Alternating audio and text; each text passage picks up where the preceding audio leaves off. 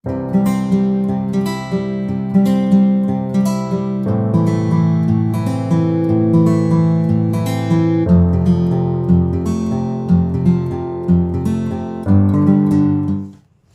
Everyone, welcome back to my YouTube channel Madhu living world. మీరు కనుక నా ఛానల్ని ఫస్ట్ టైం చూస్తున్నట్టయితే సబ్స్క్రైబ్ చేసుకోండి.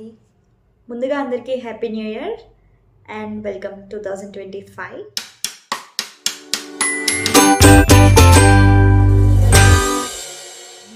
న్యూ ఇయర్ అనగానే అందరికీ ఫ్రెష్ ఫీల్ వస్తుంది కదా. మీరందరూ పాజిటివ్గా, హ్యాపీగా, హెల్తీగా ఉండాలని కోరుకుంటున్నాను. సో న్యూ ఇయర్ వచ్చేసింది.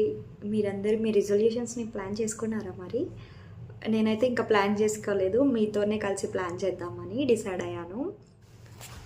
ఈ ఇయర్ అయితే నాకు చాలా స్పెషల్ బికాస్ నేను గ్రాడ్యుయేట్ అవ్వబోతున్నా.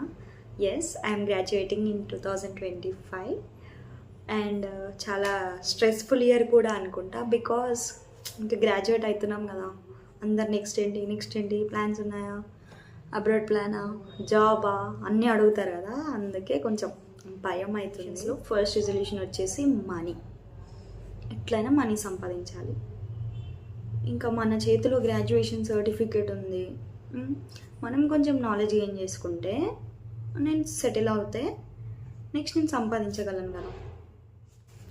ఎటు తిరిగి ఫస్ట్ అయితే మనీ సంపాదిద్దామని డిసైడ్ అయిపోయినా. బికాస్ మనీ ఉంటే ఆటోమేటిక్గా మనకు వాల్యూ ఇస్తారు, అది ఎవరైనా సరే. నీ దగ్గర మనీ ఉన్నాయనుకో ఎవరు పట్టించుకోరు, నువ్వు ఏం జాబ్ చేస్తున్నావా, ఏం చేస్తున్నావు, ఎవరు పట్టించుకోరు తెలుసా. మనీ ఉంటే ఆటోమేటిక్గా మనుషులు మనకి అట్రాక్ట్ అవుతారు. ఫస్ట్ థింగ్ అయితే ఎటు తిరిగి మనీ సంపాదించాలి. మనీ సంపాదించిన తర్వాత వాటిని ఎలా మేనేజ్ చేయాలనేది నేర్చుకోవాలని డిసైడ్ అయ్యా. వచ్చేసి అండ్ సెకండ్ రిజల్యూషన్ వచ్చేసి యూట్యూబ్ ఛానల్ని కొంచెం గ్రో చేయడం. దీనికోసం అయితే మీ సపోర్ట్ చాలా కావాలి. మీరు ఎంత సపోర్ట్ ఇస్తే నా ఛానల్ అంత గ్రో అవుతుంది. నేను నా డైలీ లైఫ్ స్టైల్ అంతా పెడతాను నా ఛానల్లో అండ్ దీన్ని గ్రో చేయడానికి ట్రై చేస్తాను మ్యాక్సిమం యాజ్ పాసిబుల్. దాన్ని నా రిజల్యూషన్లోకి యాడ్ చేస్తున్నా అండ్ 2025లో కొంచెమైనా గ్రో అవ్వాలని అనుకుంటున్నాను. ఇవే కాకుండా ఇంకా నేను ఫిజికల్ అండ్ మెంటల్ హెల్త్ని బ్యాలెన్స్ చేసుకోవాలనుకుంటున్నా. దానికోసం ఫస్ట్ థింగ్ అయితే నేను యోగా చేద్దాం అనుకుంటున్నా కంపల్సరీ. సో అది నేను రిజల్యూషన్ అని చెప్పాను, ఆల్రెడీ ప్రాక్టీస్ ఉంది నాకు, బట్ నేను కన్సిస్టెన్సీగా మెయింటైన్ చేయట్లేదు. సో దాన్ని కన్సిస్టెన్సీగా మెయింటైన్ చేద్దాం అనేసి ట్రై చేస్తాను దిస్ ఇయర్. ఓకే. అండ్ ఇంకొకటి కూడా బుక్స్ చదువుదామని అయితే డిసైడ్ అయిపోయాబ్బా.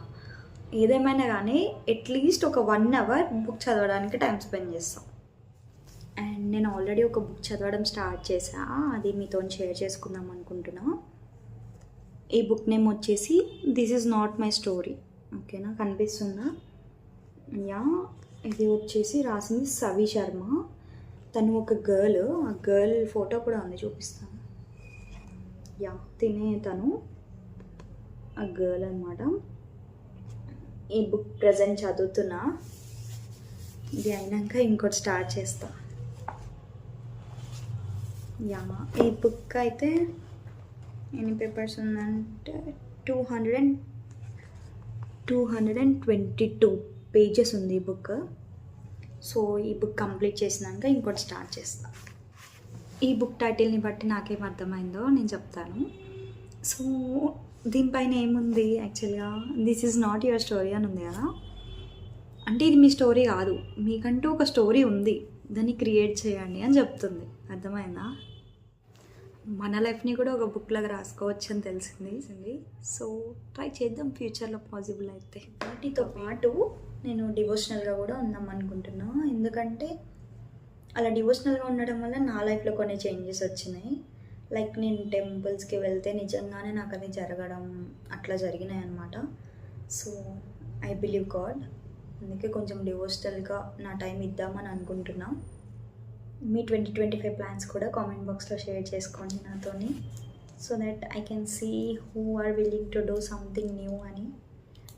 అండ్ అన్నీ మనం అనుకున్నట్టు ఉండవు కదా, సమ్ టైమ్స్ సిచ్యువేషన్స్ కూడా చేంజ్ అవ్వచ్చు, ఏదైనా జరగవచ్చు, చెప్పలేము.